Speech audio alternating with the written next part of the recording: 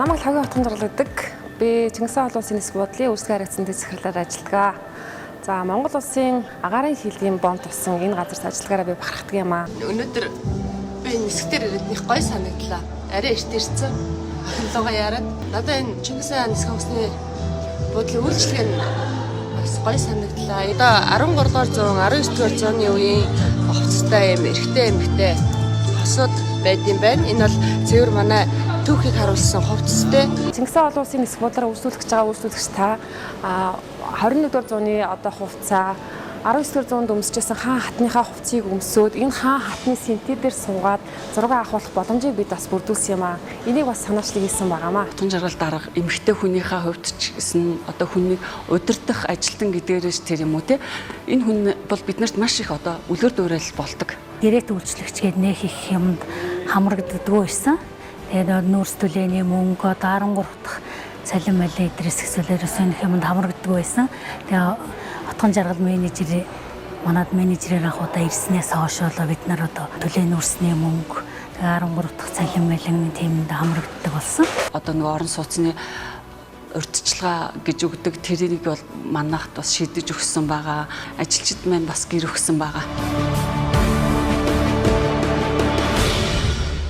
Бүгд найрамд Солонгос улсын Инчон хотод Инчон академид үйлчлэгээний ажилтны менежментээр одоо нийт 30-аад ажилчдыг авч явж сургалтанд хамруулсан байгаа. Манай үйлчлэгчнэрээс ер нь тэгж нэг ийш тийшээ гадаадд тэгэл дотооддоо ч тийм сургалтанд сууж байгаагүй.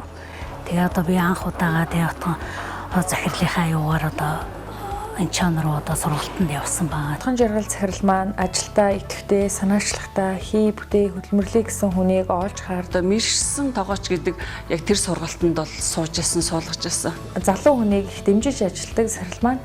Тиймдээ би Инчоны нисэх бодлын сургалтанд хамрагдаж явсан юм болоо гэж боддог. Хүмүүсээ бол жил болгоно нөгөө сургалт зохион байгуулдаг. Тэр сургалтанд бол одоо нөгөө бүгдээрнгийн юу н хамруулахыг хичээдэг, бас хамруулдаг. Эмэгтэй хүний хувьд тэгээд өөрийнх нь одоо удирдан зохион байгуулах яг энэ хүнд юу хэрэгтэй байна уу гэдгийг олж харж чадж байна гэсэн. Одоо отгоо захирлынхаа буйнаар Инчонд очиад бол юм үзэж нүд тайдны хичээл болсон л да. Тэг түшигтэй, тулгууртай, тийм ер нь хүнд их урам юу хайрлцдаг л тийм л.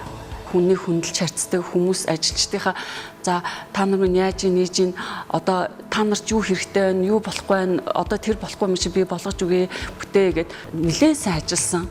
Дэлхийн жишгт хүрэхийн төлөө олон ажлуудыг одоо үйлчлэгээ хариуцсан дэд захирал Хотхон жаргал гэж эмэгтэй маш шуурхай, эрч хүчтэй, хурдтай одоо ажлыг хийж гүйцэтгэдэг.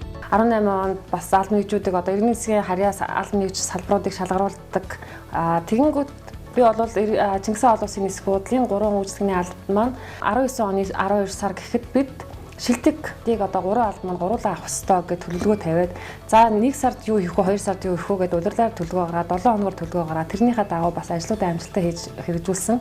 Тэрний хүчинд ч гэсэн манай нийтдээ 16 одоо нэгжээс манай засч үйлчлэгээний алба маань шилдэг нэгж болоод мөнгөн шагналаар шагнадаж сум авч ирсэн. Энэ бол бас бахархалтай. 2 дугаар байранд манай ачаа шууд үйлчлэгээний алба орж ирсэн. Мэдээж энэ чинь олон албан нэгжүүд байгаагаас одоо үйлчлэгээний албаны маань бас 1-2 дугаар байрын эзлэн гэдэг бол бас бидний одоо хамтын ажиллагаа ажил маань бас сайн явсан гэж бас итгэж байгаа. Сингрила арт галерейтэй хамтраад Монголын одоо шилдэг уран бүтээлчдийн уран зургаар гоёсон байгаа. За эндээс хүсвэл зураг худалдаж аваад өөрөө яваад араас нь тэр зургийг одоо бид нар шуудангаар явуулах ийм үйлчлэг бас бүрдүүлсэн байгаа. Хамт олонны уур амьсгалыг хэн бүрдүүлж чадах вэ гэхээр мэдээж манлайлж байгаа удирдах байгаа хүн одоо чиглүүлж өгөх хэрэгтэй байдаг. Бид хамт олонныхоо үгийг сонсдог, хийхийн төлөө, бүтээхийн төлөө, ажлаа сайжруулахын төлөө, шинийг санаачлахын төлөө нэгдэж бас багаараа хамт олноороо бас ажиллаж чадсан. Хамт олноороо би өргөлж бахархдаг. Та нартай чин сэтгэлээсээ талархаж байна.